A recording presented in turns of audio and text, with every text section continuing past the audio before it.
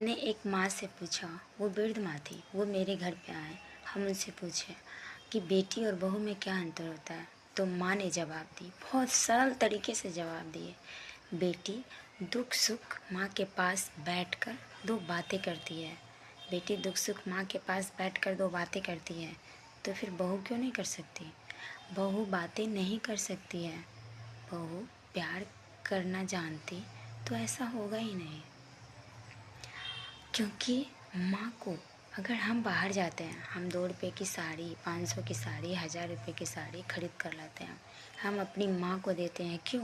क्योंकि हमारी माँ हमें जन्म दी हुई है, और वो माँ नहीं है, वो भी तो किसी की माँ है।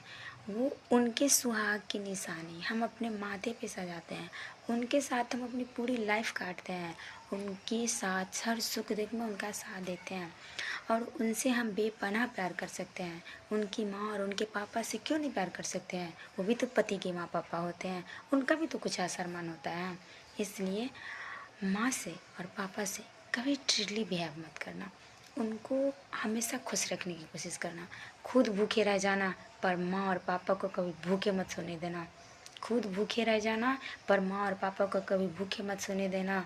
यही परमात्मा का ये है, क्योंकि भगवान बोलते हैं हर घर में हम नहीं हैं, हर घर में माँ और पापा हैं।